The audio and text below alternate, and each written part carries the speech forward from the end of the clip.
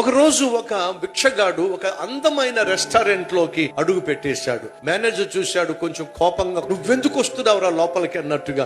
ఈ లోపల అక్కడ సర్వ్ చేసేటటువంటి ఒక అమ్మాయి వచ్చి అతన్ని ఒక తాతయ్యగా భావించి, తాతయ్య రా రా రా కూర్చో అని చెప్పి చక్కగా తీసుకెళ్లి కూర్చోబెట్టి, ఏం కావాలో చెప్పంటే, కాస్త భోజనం పెడతావా తల్లి అంటే, అలాగే అని చెప్పి గబగబ వెళ్లి భోజనం తీసుకొచ్చి ఆయన ముందు పెట్టింది.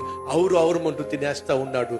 మేనేజర్ పిలిచాడు ఈ సర్వ్ చేసిన అమ్మాయికి, ఇదిగో చూడు, అతను చూస్తే భిక్షగాడిలా ఉన్నాడు, బిల్లు కడతాడని నమ్మకం నాకు లేదు, ఆ బిల్లు నువ్వే కట్టాల్సి వస్తుంది, ఆ ఏరియా అంతా నువ్వే క్లీన్ చేయాల్సి వస్తుంది. తిన్నిచ్చింది, లోపలికి వెళ్ళిందో లేదో ఆ భిక్షగాడు కనీసం థ్యాంక్స్ కూడా చెప్పకుండా వెళ్ళిపోయాడండి. బిల్లు ఏది? నేనే కడతానండి, చెప్పాగా ముందే నీకు అని గబగబ వెళ్ళి ఆ ప్లేట్ తీసేసరికి అక్కడ ఒక స్లిప్ ఉందేటో తెలుసా? అమ్మా, ఈ హోటల్ యజమానిని నేనే, మారు వేషంలో వచ్చా, ఇక్కడున్న వాళ్ళు ఎలా పనిచేస్తున్నారో చూద్దామని చెప్పి అద్భుతంగా పనిచేసావు తల్లి.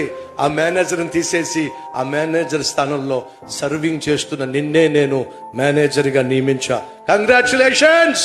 దేవుడు వస్తాడు, మనం పడుతున్న కష్టాన్ని చూస్తాడు, మనం చేసే పనిని, ఉద్యోగాన్ని పరీక్షిస్తాడు. ఆ పనిలో నాణ్యత, నమ్మకత్వము, నైపుణ్యత మనం కనపరిచినప్పుడు మనల్ని ప్రశ్నించే, విసిగించే, వేధించే వారిని దించి నిన్ను ఆ స్థానంలో పెట్టడానికి నా దేవుడు ఏదో ఒక రోజు నీ జీవితంలో తారసపడతాడు, దిగొస్తాడు.